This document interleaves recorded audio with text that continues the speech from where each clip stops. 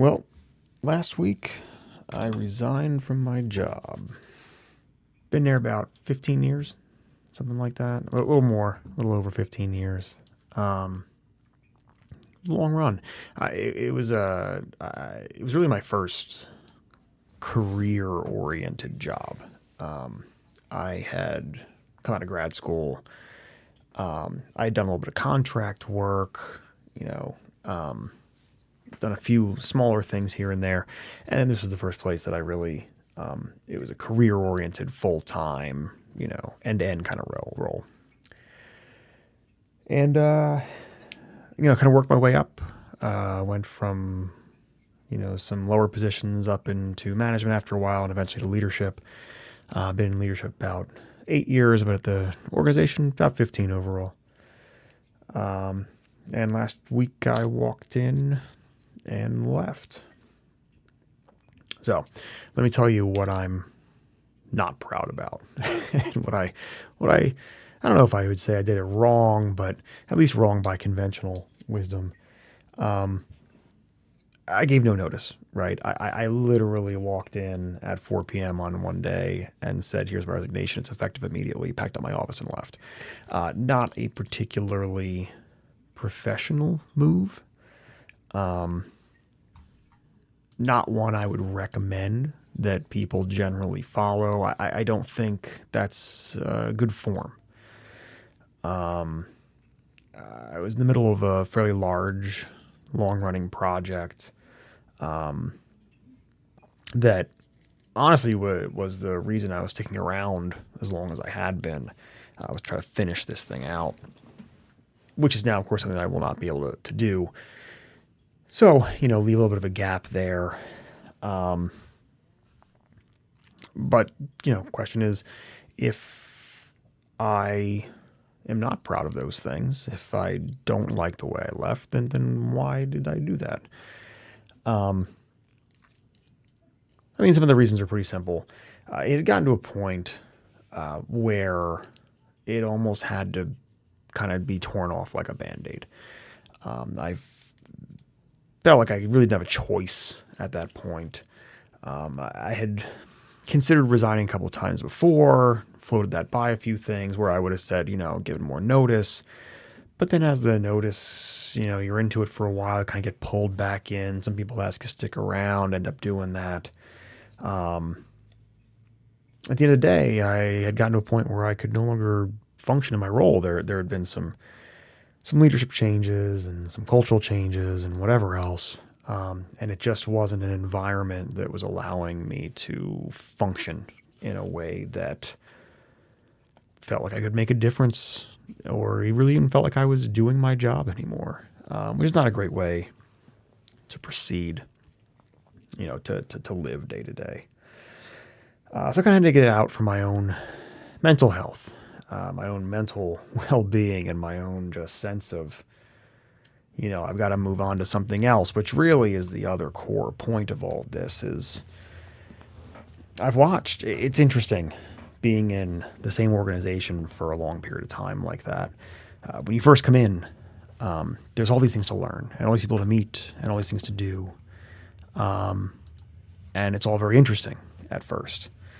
And then you learn those things over time. And I would say that working in an organization for a long time has a long tail, right? So you kind of, in the beginning, you ramp way up. There's all these things to do and learn and experience.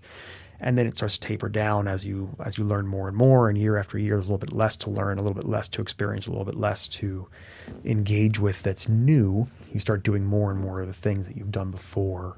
You learn the patterns. And over time, it kind of trails out. Meanwhile, I've watched people around me, friends, family, experience many different things in their careers where they have moved from company to company. And to be clear, this is not a salary thing, right? There's that kind of adage around, well, not an adage. I think it's a well-researched fact that people who jump between organizations tend to make more salary more quickly and more over time and all that kind of stuff. That's not what this was about.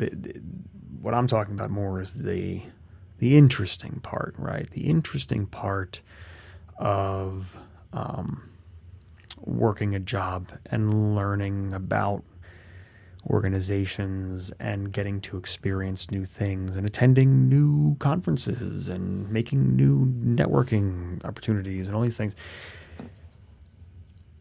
There wasn't a lot of that going on anymore. It felt very stagnant after a while. So what I'm looking forward to, in the future here, is some new experiences, something new, something different, something that I never thought that I would find anymore where I was, just from simply longevity.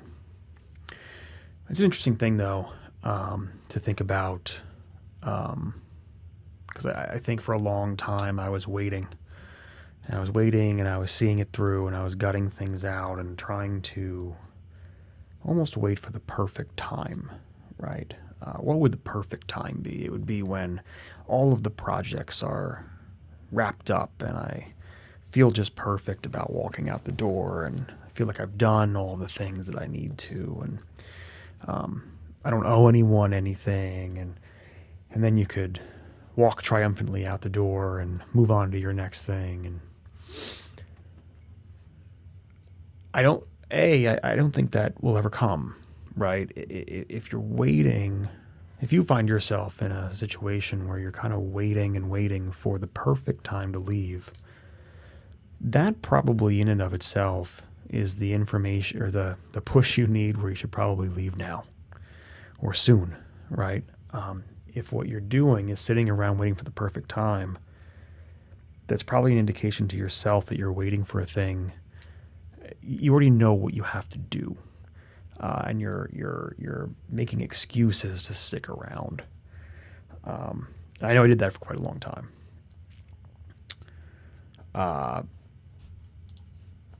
But that perfect time may never come.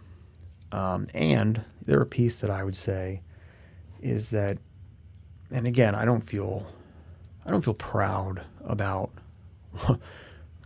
if after 15 years at a place, walking in and leaving that day. It's not something that's something I'm going to live with, right? That's something that I'm going to have to digest and be okay with in my future, right? But with that said, it doesn't invalidate all the things that I did up until that point in time. It doesn't take away, this is what I would say to anyone thinking in these terms, it doesn't take away from what you've done. It doesn't remove the accomplishments that you've done in the past, the improvements you've made for an organization over time or for whatever it is you're doing. Those can't be taken from you. They can be unraveled maybe over time, but they still had an impact at the time, and they still had an impact for the years that they were in place and all these kind of things. So just remember that if you're circling around to something like this, just because you leave and can't continue doing whatever it is you're doing, that doesn't invalidate all the things that you did up until that point in time. And that's something that I think it's so easy to focus on the end note, the last thing that was done, the what have you done for me lately kind of mentality. What's that recency bias of where you are. And that's not necessarily the most important thing. If you look at it, you zoom out and you look at everything,